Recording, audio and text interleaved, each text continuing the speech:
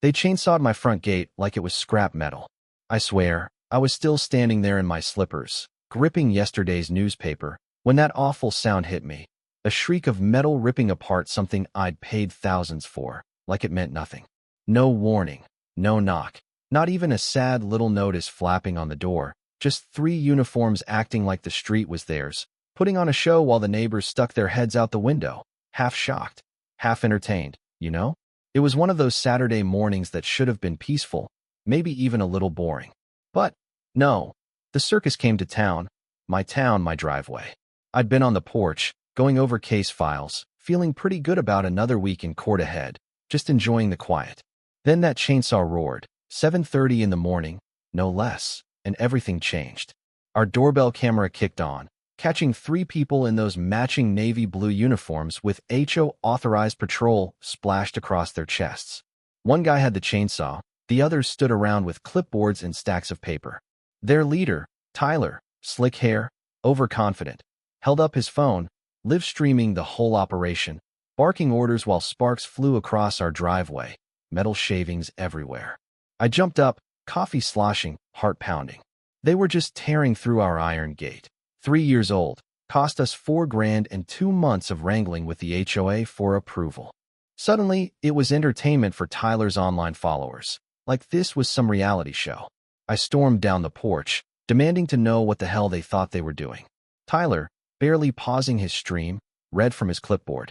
He claimed our gate violated Section 4.2.2 of the HOA Aesthetic Guidelines. Apparently, it was too tall, made of the wrong material, and, thanks to Section 12G, they had emergency authority to destroy it.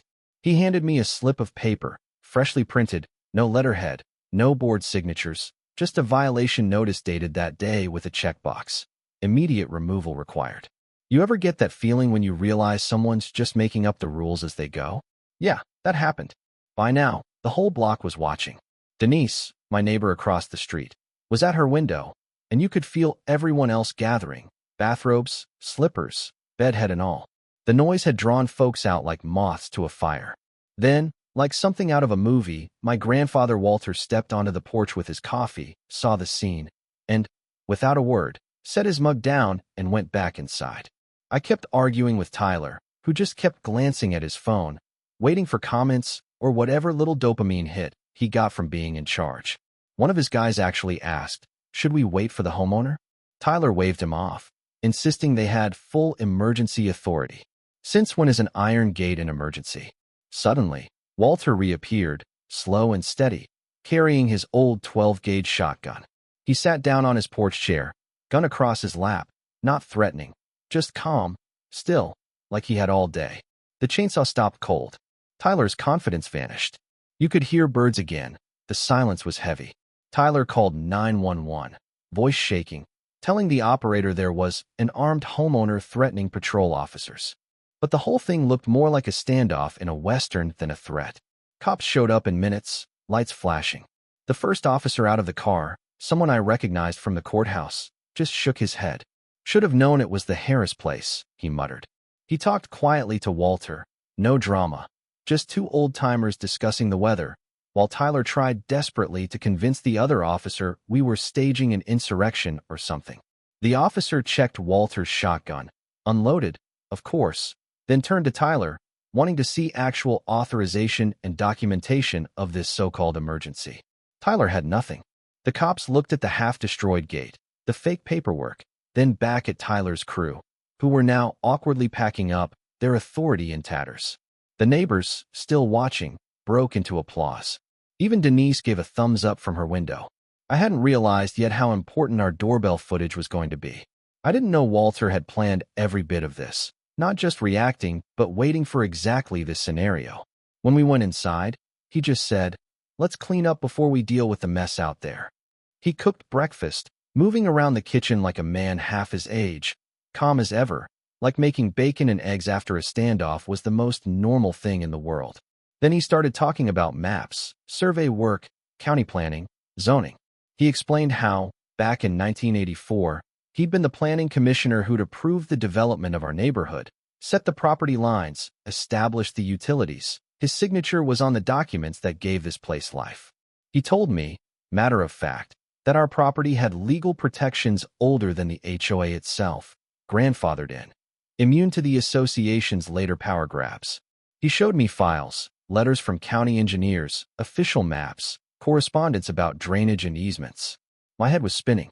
All these years, Walter had been the quiet guy fixing lawnmowers and telling fishing stories, but he'd also laid the foundation that would now protect us from these clowns with their fake authority. Word spread like wildfire. Neighbors started knocking, asking Walter if their properties were protected too. The kitchen became a legal aid center. People brought their own violation notices, looking for advice. Mrs. Patterson wanted to know if she could plant roses without being fined.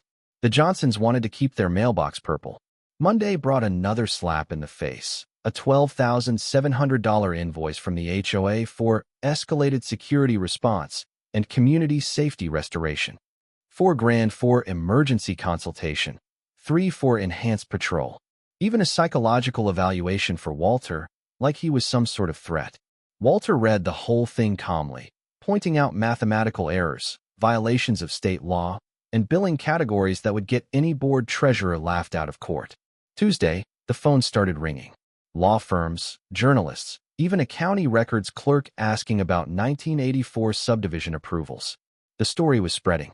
Neighbors found out that Tyler's security company, Patrol Shield, was barely insured, lacking proper state certification, and now, thanks to his own live streams, on the hook for procedural violations and probably civil rights charges.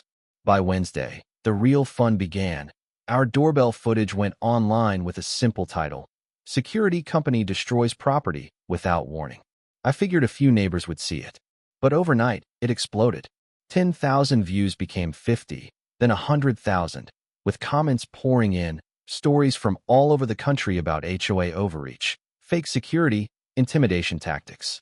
People were creating reaction videos, legal channels were breaking down the footage, even constitutional lawyers started weighing in on Walter's demonstration. Tyler's own live streams became a goldmine, documenting himself impersonating law enforcement, conducting arrests, and generally violating a laundry list of statutes, all on camera, for fun and profit. Social media was ruthless. By the end of the week, the story had gone national. Walter, my granddad, with his quiet dignity and ironclad paperwork, became a kind of folk hero, an icon of peaceful resistance and American property rights. And all the while, Elaine Barker, the HOA president, attorney, and now the story's villain, was scrambling. Certified letters arrived, fines escalated, legal threats multiplied. But Walter just kept gathering documents, preparing for the showdown. When the county clerk confirmed Walter's original subdivision contract, co-signed by Elaine herself, back when she was the developer's lawyer, establishing the very exemptions she now wanted to erase, I realized this wasn't just about a gate anymore. Elaine's desperate plan was simple: convert the neighborhood into an official gated community to boost property values and save her own finances, but only if she could eliminate those grandfathered exemptions that stood in her way. But every fake invoice, every intimidation tactic, every stream was building a case. Her own old legal briefs, arguing for property rights and against HOA overreach, became the evidence used to destroy her authority. The community center meeting was the final battleground. Walter showed up with a plate of homemade cookies, no joke, offering one to every resident, even the board members. The tension melted. Elaine came in with her power suit, a briefcase full of threats, and a forced smile. But it was over before she even began. Walter's evidence, county documents, insurance denials, Tyler's confessions, laid out everything. The cookies, the camaraderie, the truth, the crowd was with us. Elaine's professional veneer collapsed. It didn't stop there. Tyler's channel was taken down, his security contract voided. Elaine faced civil litigation and professional disgrace, her own legal work dismantling her authority. And Walter, he stood on that porch, quiet and satisfied, a shotgun never fired, but a message sent louder than any chainsaw. The courtroom was standing room only. Judge Martinez, sharp as a tack, old school, heard the case. Walter testified with military precision, his experience in public service and municipal law clear as day. The judge saw through Elaine's emergency nonsense, voided the invoices, fined the HOA $48,000 for unauthorized property destruction, and required a public apology. The ruling set a precedent, a legal barrier for HOAs across the state, if not the country. Our new iron gate went up, built exactly to code, shining in the morning sun, with a plaque that read, "Constitutional rights defended here, 1984 forever." Neighborhood kids played where patrols once bullied. HOA leadership changed hands. Elaine moved out, bankrupt and humiliated. Her story now required reading for any would-be community dictator. Walter retired his shotgun for good, focusing on mentoring others about their rights. His porch became a meeting ground, a classroom, a symbol. Our family learned what real justice takes: patience, courage, and knowing the law better than those who'd use it against you. And maybe, just maybe, a plate of cookies at the right moment. So if you made it this far, tell me, what would you have done if someone showed up with a chainsaw at your front gate? Was Walter a hero, or just an old man who knew the system better than the bullies? Drop your take below. And hey, if you found this story worth your time, share it with someone who needs to hear that quiet resistance sometimes beats the loudest noise. Justice, sometimes, is just a steady hand and knowing when to sit and wait.